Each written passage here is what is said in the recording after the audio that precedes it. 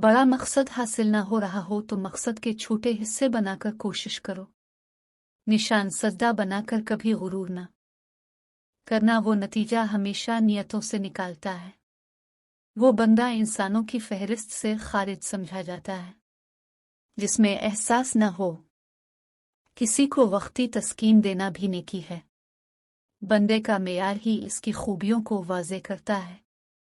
अमीर और गरीब के पास मुस्कुराहट एक ही होती है। इंसान इस वक्त परेशानी में मुब्तला अलिफ हो जाता है जब वो गैर ज़रूरी लोगों को ज़रूरी समझ ले। मोहब्बत करने वालों को कभी मत बांटना। याद रखो, एक चीज़ तुम्हारे पास पलट कर ज़रूर आएगी और वो है किसी का दिया हुआ दुख। मखलूक खुदा के दिल में घर करना चाहते हो तो रहम करना सीखो। कमज़ोर लम्हों में तसल्ली के दो बोल तुम्हारी सिफत को उजागर कर देगी।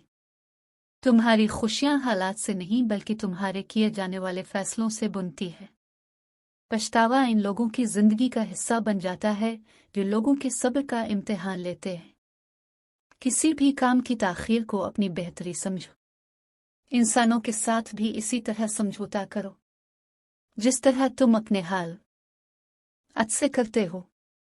दुआओं में तासीर तुम्हारी तलब से ही आती है। इंसान और हैवान में फ़र्क का पता उसकी मोहब्बत के जज्बे से लगता है। आहिस्ता आवाज़ में गुफ्तगू करने वाला अक्लमंद इंसान कहलाता है।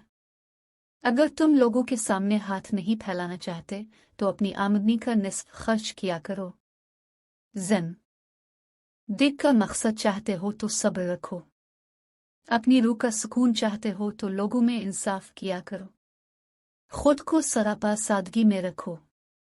जिस चीज़ के चले जाने से तुम्हें इबरत हासिल हो, इससे बढ़कर कोई माल तुम्हारे लिए नहीं हो सकता। हर रात के बाद एक नया सूरज तुलू होता है। दौलतमंदों की सदर नशीनी से बेहतर है फुकरा की खाकरूबी करो, क्योंकि ये इंसान को कामिल बना देती है। ताहयात अपनी जवानी और ताकत को बरकरार रखना चाहते हो तो 7 चने के दाने पानी में भिगोकर सुबह निहार मुंह खाया करो। किसी के साथ एहसान करना बेहतर है, लेकिन अगर एहसान हमसाये के साथ कर लिया जाए तो छूटिए। हे बेहतरीन कहलाता है।